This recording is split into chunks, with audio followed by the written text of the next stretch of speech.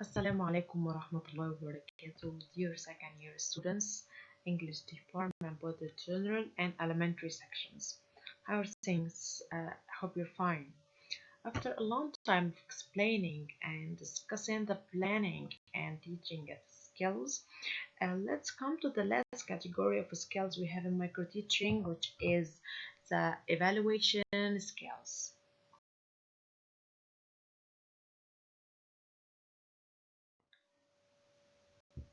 As usual, my dear students, we'll discuss in this video the following points. First, the difference between evaluation and assessment, because some people get confused between the two concepts. Second, characteristics of evaluation, importance of evaluation, types of evaluation, and finally, types of questions or types of exams. Yes.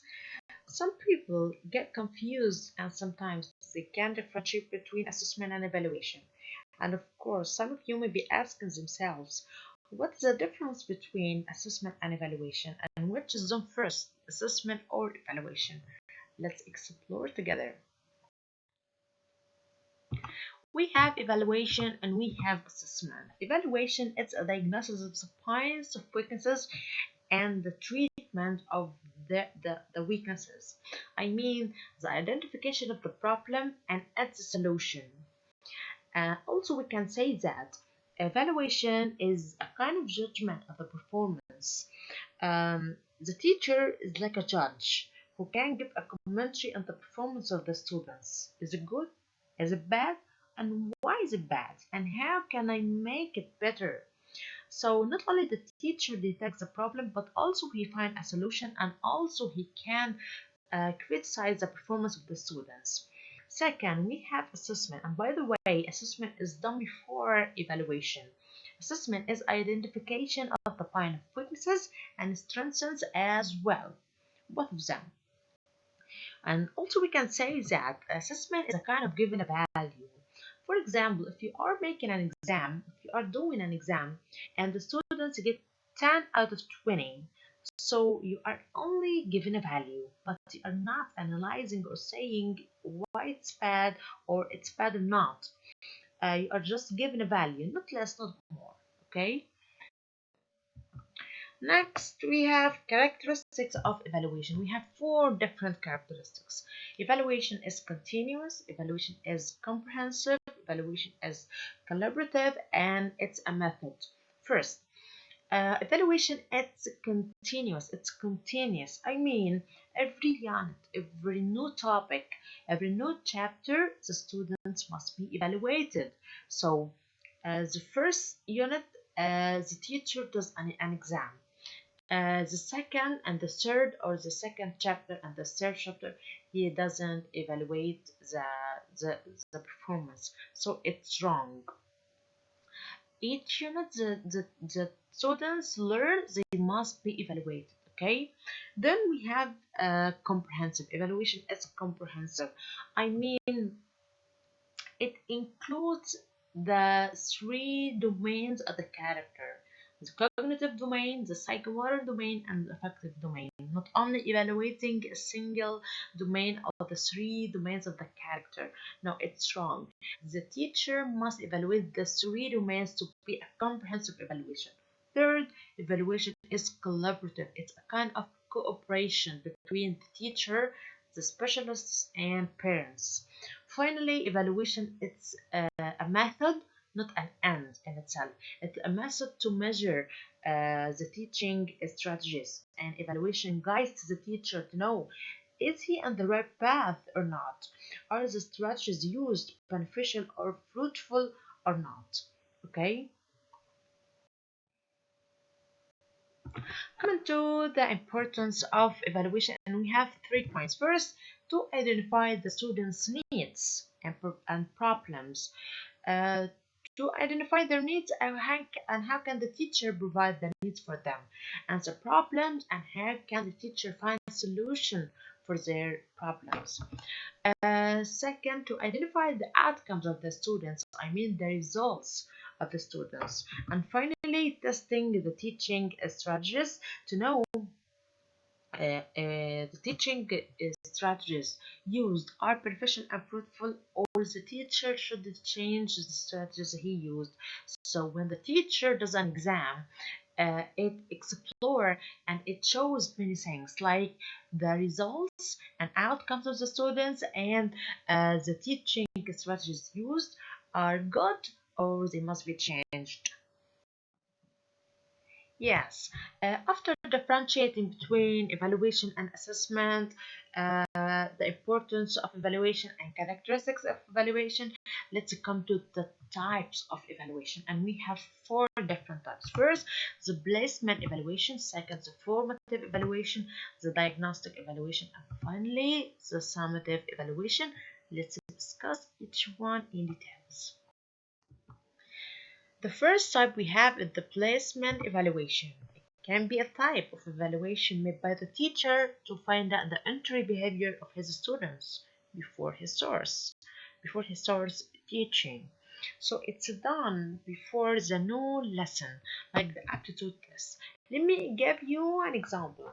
If you want to join a course of conversation, the first thing they do is that they do a placement test for you or an aptitude test. Why? To know your level and to determine the starting point of, or from which level you're gonna start. Okay? So it's something like a warming up activity or a question the teacher raises to the students to know how far their information about the topic, the new topic, will they understand the new topic or not? Okay. The second one or the second category is the formative evaluation. This is a type of evaluation designed to help both the students and teachers to pinpoint, to detect, to know the areas where the student has failed to learn. It provides a kind of feedback to the teacher and the student. Let me give you an example. After explaining a unit or a chapter, the teacher does an exam, and from this exam, the teacher analyzes the results. Why? To detect the problems of the students and what are the parts they didn't understand, and to find solutions for their problems. Okay, like the weekly or monthly tests. The third category is the diagnostic evaluation. It's applied during an instruction to find out an underlying cause for students versus the learning difficulties. So it's done during instruction. It's some kind of evaluation during the semester, during the lesson, and they are tests done to know why students all the time face problems. When you feel headache, continuous headache, and you go to the doctor to diagnose why you are all the time suffer from this terrible headache. Okay. Second, the summative evaluation, like a summary. This is a type of evaluation carried out at the end of the course of instruction to determine the extent to which the objectives have been achieved, and it's done after um, the term.